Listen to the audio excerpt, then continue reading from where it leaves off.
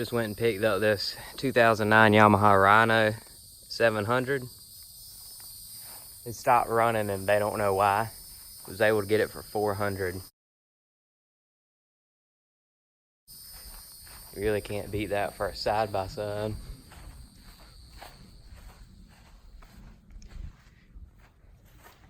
It's rough, dirty, but I'm gonna try and pressure wash it and see how she turns out.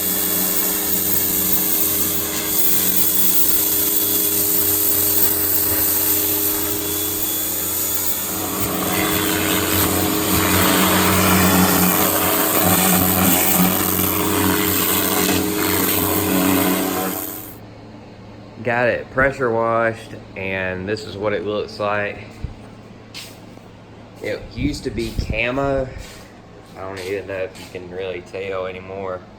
But yeah, it used to be camo and somebody spray painted over it like it seems everybody likes to do. So it created this beautiful look here, which I'm trying to figure out how to maybe do something with them with these plastics, or either just buy new ones. It's been baking out in the sun, so it's very, very crispy looking, as you can see here. Somebody got after it with some red spray paint here for absolutely no reason at all. But it's a Rhino 700 for $400. You can't really ask for much, especially no better deal than that. This is the engine. It actually looks pretty dang good.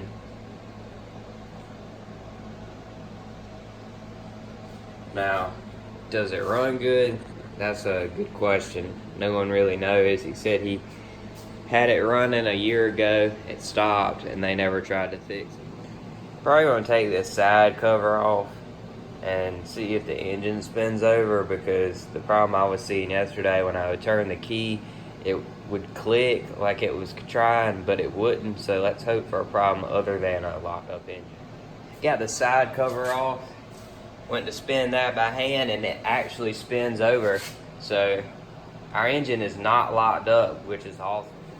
So I've been working on it for, I don't know, a couple hours now. The first thing I noticed was this coil didn't have the spark plug cap on it, so I screwed that back down.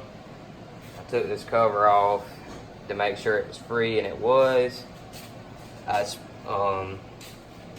I kept getting a starter relay click, so I took the starter relay out and I'm just jumping it because it's not any good.